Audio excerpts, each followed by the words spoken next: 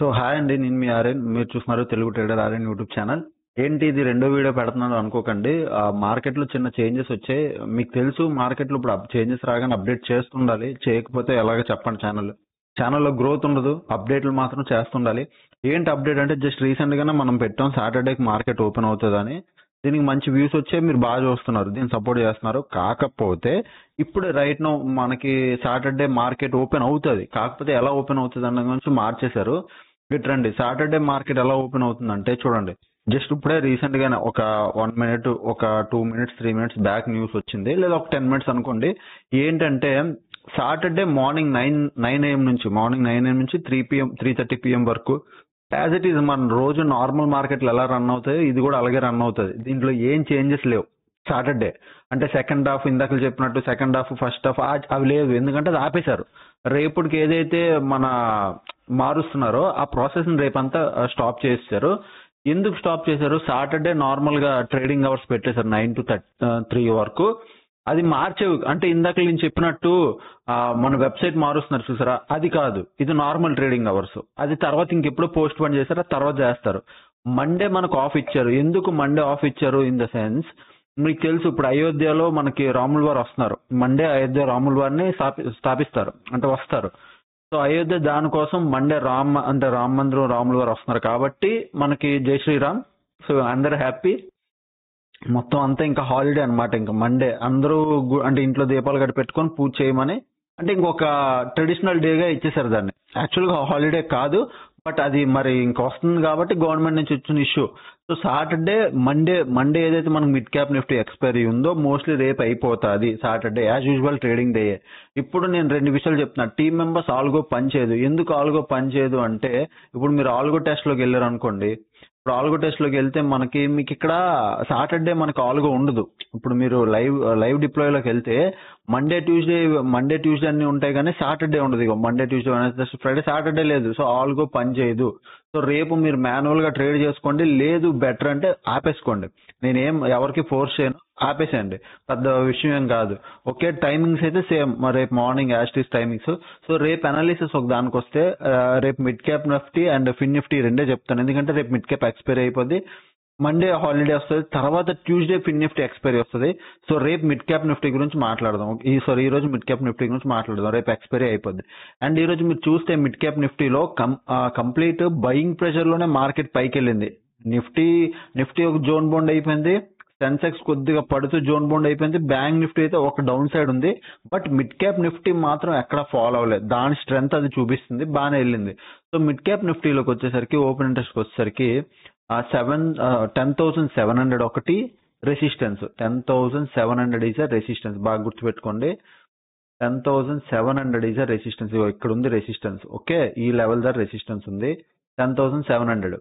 Market support ఎక్కడ ఉంది? 10,500 లో ఉంది. 10,500 అంటే ఈ రేంజ్ లో సపోర్ట్ ఉంది మార్కెట్ కి. ఇక్కడ ఈ లెవెల్ సపోర్ట్ ఉంది. Okay, 10,500 will be A support. ఇక్కడ సపోర్ట్ ఉంది. కరెక్ట్ ఈ రోజు మార్కెట్ ఏం చేసింది? సపోర్ట్ తీసుకుంది, మార్కెట్ పైకి వెళ్ళింది. ఇప్పుడు రెసిస్టెన్స్ చాలా దూరం ఉంది. నేను ఈ లెవెల్ కన్నా ఇక్కడ ఈ లెవెల్ పెట్టుకుంటాను, ఎందుకంటే ప్రీవియస్ ఎక్కడ నుంచి కొద్దిగా ఫాలో అయింది కాబట్టి. 10,660 రేపు ఈ లెవెల్ ఉంది.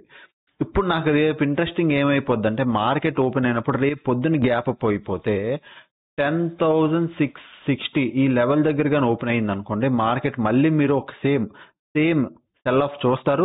లేదంటే ఎల్లుండి రామ మందిరం ఓపెన్ కాబట్టి కొద్ది మార్కెట్ పాజిటివ్ గా రియాక్ట్ అవ్వాలి అనుకుంటే దీనిపైన ఓపెన్ అయ్యి దీన్ని సపోర్ట్ తీసుకుంటది. ఈ రెసిస్టెన్స్ కాస్త ఏమవుతుంది? సపోర్ట్ కింద కన్వర్ట్ అవుతుంది. గుర్తుపెట్టుకోండి, రెసిస్టెన్స్ కాస్త సపోర్ట్ కింద కన్వర్ట్ అవుతుంది. అప్పుడు ఒక ట్రెండింగ్ మార్కెట్ ఎక్స్పెక్ట్ చేయొచ్చు. ఇక్కడ నుంచి ఏదైనా ఈ లెవెల్ 10,660 ఈ లెవెల్ బాగా కన్నేసి ఉంచండి ఆ లెవెల్ ని. ఎందుకంటే రేపు ఫ్లాట్ ఇన్నా, స్మాల్ గ్యాప్ అప్ ఇన్నా ఇది రెసిస్టెన్స్ కిందే పనిచేస్తుంది. దీని కింద ఉండాలి. దీని పైన ఓపెన్ అయిందా కన్ఫర్మ్ గా సపోర్ట్ తీసుకుంటుంది. మార్కెట్ విల్ బి ఒక మంచి ట్రెండింగ్ మార్కెట్. మరి ఓవర్ ట్రెండింగ్ అన్నా కానీ ఒక మంచి market, upper side market expect చేయొచ్చు. స్మాల్ అంటే ఒక మంచి ట్రెడిషనల్ డే కోసం మంచి ప్రాఫిట్ బుకింగ్ ఇచ్చేటట్టు మార్కెట్ ఉంటుంది. ఓకే, ఒకవేళ ఇక్కడ ఓపెన్ అయ్యే రెసిస్టెన్స్ తీసుకుంది అంటే market will be in range, ఇంకా రేంజ్ లో ఉంటది. ఎక్స్పైరీ రేంజ్ లో చేస్తారు, ఎందుకంటే పొజిషన్స్ ఉంటాయి కదా బిగ్ ప్లేయర్వి, ఆడ వదలడు. సో రేంజ్ లో పెట్టేస్తాడు. అండ్ ఫిన్ నిఫ్టీ దానికి వెళ్ళిపోదాం. ఫిన్ నిఫ్టీ అండ్ బ్యాంక్ నిఫ్టీ కూడా చెప్తారు కావాలంటే మీకు. ఒక నిమిషం. చాలా మంది ట్రేడింగ్ కోసం అడుగుతుంటారు కాబట్టి ఫిన్ నిఫ్టీ. సో ఫిన్ నిఫ్టీ 25 స్ట్రైక్ ప్రైజెస్. ఎస్, ఫిన్ నిఫ్టీ 25 స్ట్రైక్ ప్రైస్. ఫిన్ నిఫ్టీ చూడండి, సపోర్ట్లు ఎక్కడా లేవు, అన్ని రెసిస్టెన్స్ లో ఉన్నాయి. సో 20,500 ప్రెసెంట్ నాకు కనబడుతుంది. 20,500 అంటే ఆల్మోస్ట్ ఈ లెవెల్. సో 20,500 అంటే ఆల్మోస్ట్ ఈ లెవెల్. ఇది స్ట్రాంగ్ రెసిస్టెన్స్ కింద కనబడుతుంది. మార్కెట్ దాని కింద వచ్చి క్లోజ్ ఇచ్చింది. ఇప్పుడు నాకు కావాల్సింది మార్కెట్ ఎంత దూరం వెళ్తుంది. కింద ఇక్కడ ఒక సపోర్ట్ ఉందండి. ఈ సపోర్ట్ ఒక్కటి నేను ప్లాన్ చేసుకుంటున్నాను. ఈ సపోర్ట్ కానీ బ్రేక్ అయిందా రేపు అవుతుందా, రేపు ఇంకా మార్కెట్ ఎక్కడిక్కడ టైం స్పెండ్ చేస్తుందో తెలియదు, రేపు చూడాలి.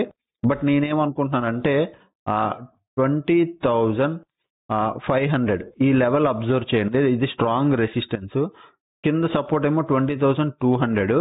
ఇది సపోర్ట్. ఇది వీక్, అంటే పెద్దగా సపోర్ట్ ఏం లేదు, వీక్, ఏదో నార్మల్ వీక్ గా ఉన్నట్టుంది అంతే. ఈ రేంజ్ లో కానీ ఉండిపోతే మార్కెట్ ఇలా రేంజ్ లో ఉండిపోతే, ఇంకా రేంజ్ లో ఉండిపోతే అది వదిలేసండి, ఇంక మీరు ఏం చేయలేరు. అయితే ఇదైనా దాటాలి, అప్పుడే మార్కెట్ లో మనం ఒక మూమెంటం ఎక్స్పెక్ట్ చేయగలం. సేమ్ అదే విధంగా బ్యాంక్ నిఫ్టీకి వెళ్దాం. బ్యాంక్ నిఫ్టీ బాగా ఫాలో అయింది కాబట్టి బ్యాంక్ నిఫ్టీ రేపు ఒక మంచి ట్రేడ్ ఇచ్చే ఛాన్స్ ఉంది. సో బ్యాంక్ నిఫ్టీలో వీక్లీ 25 స్ట్రైక్ ప్రైజెస్ లో బ్యాంక్ నిఫ్టీ. ఓకే, ఇక్కడ చూడండి bank Nifty. Okay, 20 strike prices కదా. సో ఎస్, బ్యాంక్ నిఫ్టీకి వచ్చాం. బ్యాంక్ నిఫ్టీ 25 స్ట్రైక్ ప్రైస్ పెట్టుకున్నాం. ఇక్కడ రండి, బ్యాంక్ నిఫ్టీలో వీక్లీలో చూడండి 46,000 దగ్గర ఒక రెసిస్టెన్స్ ఉంది.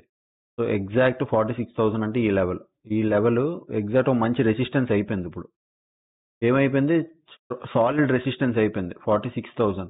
దాని కిందకు వచ్చింది మార్కెట్ 46,000.